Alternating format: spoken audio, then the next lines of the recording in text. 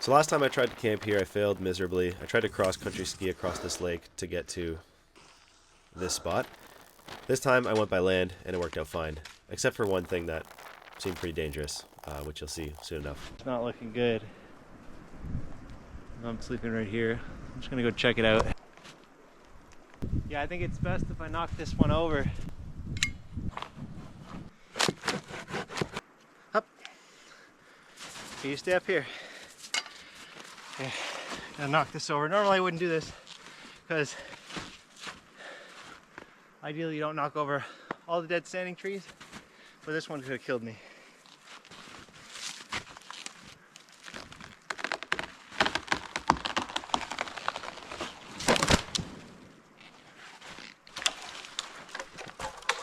Just started collecting some firewood here. I found that one hanging there. Usually a pretty safe bet if it's hanging. Sometimes it can be wet, but you just kind of tap on it and see if it's any good. I hauled them over.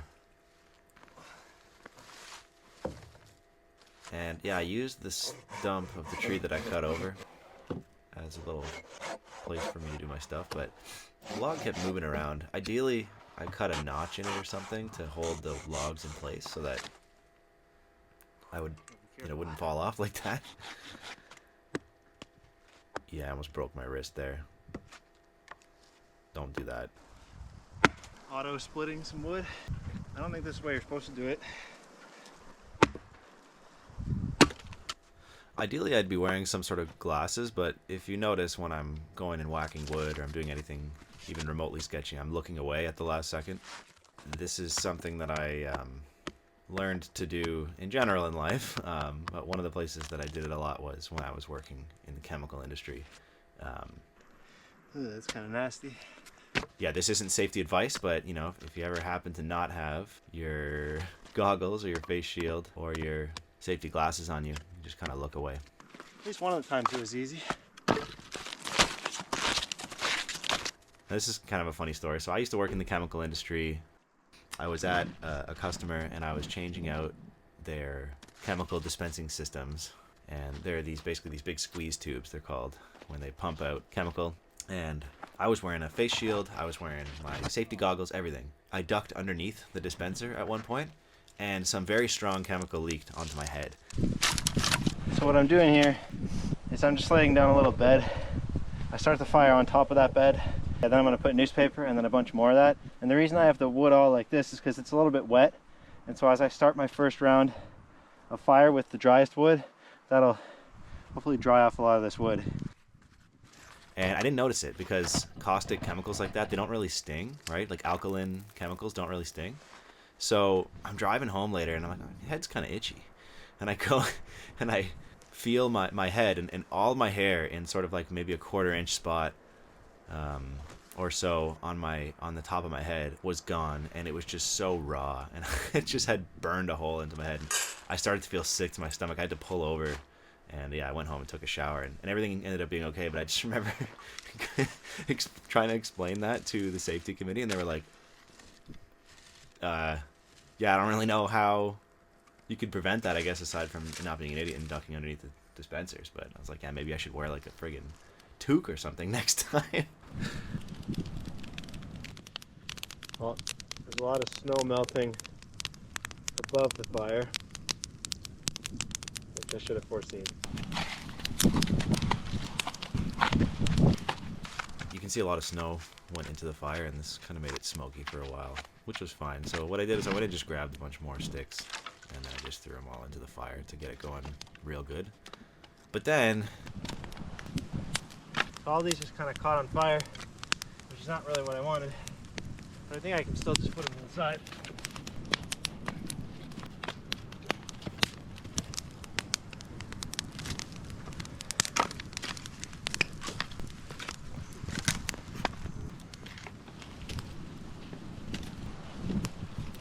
It's pretty dried out now.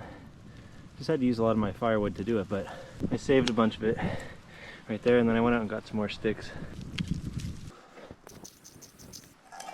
I skim off the top layer. So you should always find clean looking snow and be careful when you're looking for snow to use to melt. and ideally filter it as well, but this is the real reason why I was being so careful here. On the way in, I saw all these, and I thought they were black flies at first, but I think they're called snow fleas.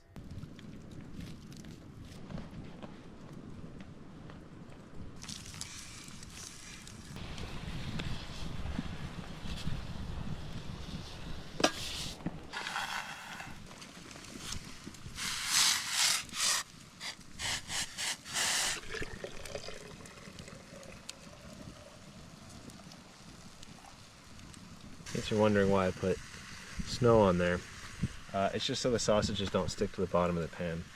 They still end up getting a decent sear. Some Annie's. One time when I was camping with my daughter, I spilled like half of this box on the forest floor, and it took me like 10 minutes to pick out every individual piece, because otherwise we would have been pretty hungry.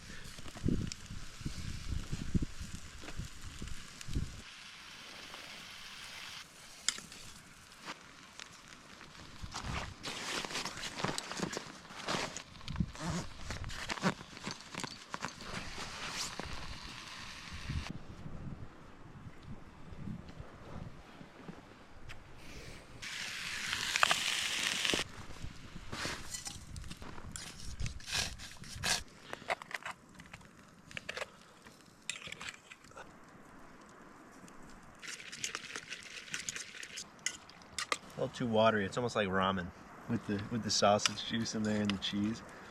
Sort of like a cheese ramen. I love just like goat skin gloves. I'll repair them until they're beyond repair. And as long as it's not super cold, I just use these ones. And similar to my boots, I don't like the Gore-Tex high-tech stuff. I like stuff that's easy to dry out. That's okay. Probably won't need a water bottle in my sleeping bag tonight. It's only going to be -5. So I learned that snow is actually an insulator. So if you look here, this is all the snow that's in between me and the ground tonight when I'm sleeping.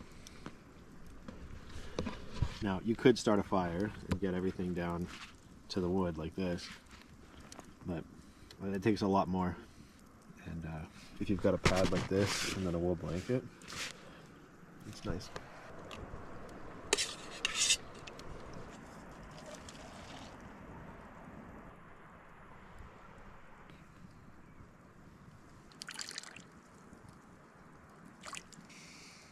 There's something about chamomile tea that I just can't get enough of.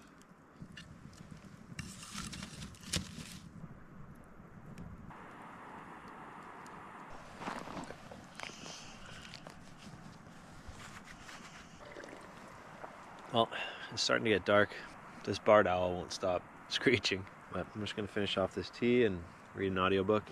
Sorry, listen to an audiobook, which I don't know if that counts as reading. Anyway, I'll see you guys in the morning. I'm not gonna be setting up a tarp tonight, and hopefully I don't regret it. Every single other time in my life I've done that, I've regretted it.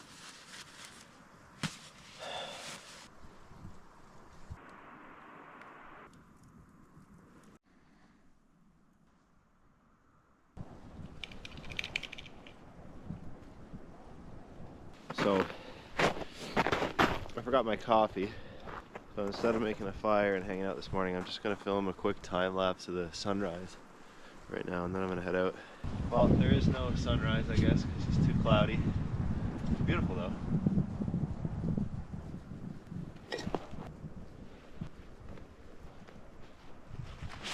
I just decided I'd get out of there and give myself some more time to go to Timmy's, bro. Probably the Marty and 7 Timmy's is too far away, but...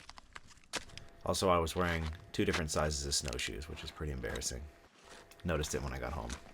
I don't know how I didn't notice that I had like 2 very different sizes of snowshoes on, but... Anyway, if you're still here, thanks so much for watching. Hit the subscribe button if you forgot to so far. Or don't, and hit the dislike button, and then... Yeah, either way, have a nice day.